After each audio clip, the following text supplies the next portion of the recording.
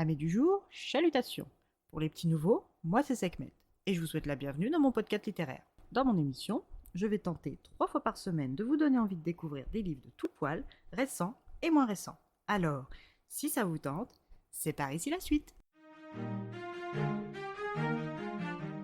Aujourd'hui, je vais vous présenter Compartiment pour dames de Anita Nair, publié aux éditions Le Livre de Poche. Dans ce roman, nous allons partir pour l'Inde aux côtés de Akila, 45 ans.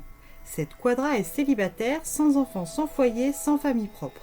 Elle habite la maison de ses parents avec sa sœur Padma qui est mariée.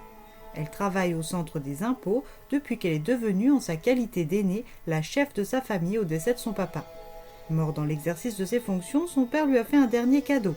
Ayant réussi ses examens avec mention, elle s'est vue offrir un poste aux impôts pour raison familiale, lui permettant et l'enfermant, par la même occasion, de jouer le rôle de soutien de famille en charge du maintien de l'intégrité physique et morale de sa mère, de sa sœur et de ses jeunes frères. À l'époque, elle n'avait que 19 ans et encore l'espoir et l'envie de se marier. À cette période, Narayan devait faire son entrée au collège polytechnique et Narsi, âgé de 11 ans, devait poursuivre sa scolarité. Padma, elle, se contentait encore de jolis rubans et Amma ne demandait rien si ce n'est retrouver son époux. La famille de Akila est issue de la communauté brahmane et ses parents étaient promis l'un à l'autre dès la naissance de Amma. Son oncle de 9 ans, son aîné, est ensuite devenu son époux, ce qui aux yeux modernes d'Akila est une aberration incestueuse. Quand Akila s'est interrogé sur le lien de parentalité qui unissait ses parents et les doutes que cela lui inspirait, elle a reçu de la part de sa mère une fin de non-recevoir dans un regard sévère.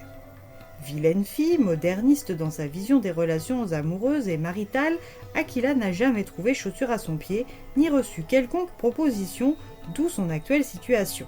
Chez elle, elle se sent étriquée, enfermée dans une vie qui ne lui plaît pas et qu'elle n'aime pas. Vivre sous le joug de ses proches ne l'indispose plus, elle ne le tolère simplement plus. Après un rêve dont elle ne se rappelle pas, cette maniaque de l'ordre et de l'organisation décide sur un coup de tête de partir seule en voyage. Pour aller où?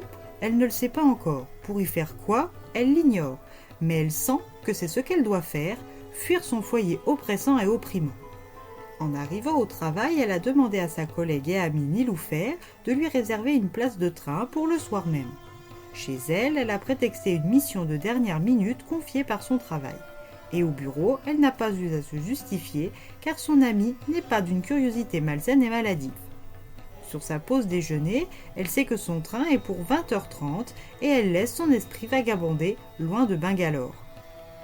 Elle veut voir la mer. Après avoir fait son sac, sous les reproches et les questions de sa jeune sœur, elle prend une voiture et rejoint la gare de cantonnement de Bangalore. Elle récupère son billet dans une file dédiée aux femmes, aux personnes âgées et aux personnes en situation de handicap. Si Akila comprend l'utilité d'une file dédiée aux femmes afin de leur éviter les désagréments lubriques de certains individus mal éduqués, elle peine à comprendre l'association des 3 groupes très différents et aux besoins bien distincts.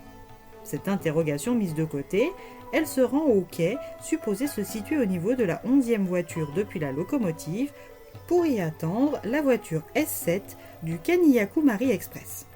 Sur le panneau d'affichage du compartiment pour femmes dans lequel elle va voyager, elle va pouvoir rencontrer Prabha Devi, Sheila Vasudevan, Janaki Pradbakar, Margaret Polraj et Marie Kolontou. Akila redoute autant qu'elle s'impatiente d'entamer ce voyage. Une fois montée à bord du wagon couchette, elle est rejointe par Prabha, une femme âgée qui est accompagnée de son mari, qui lui voyage dans un compartiment sans couchette un peu plus haut dans le train.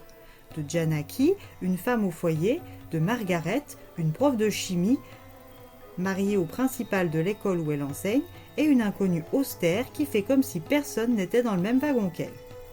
Ce premier tronçon du voyage va lui permettre d'écouter l'histoire de son aînée et de prendre des avis de femmes qu'elle ne connaissait pas il y a encore 24 heures.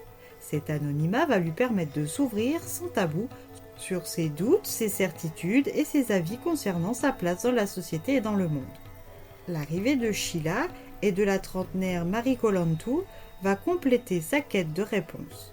Alors, si vous voulez savoir ce qu'Akila va bien pouvoir rapporter de son premier voyage en solo, une seule option, à vos livres.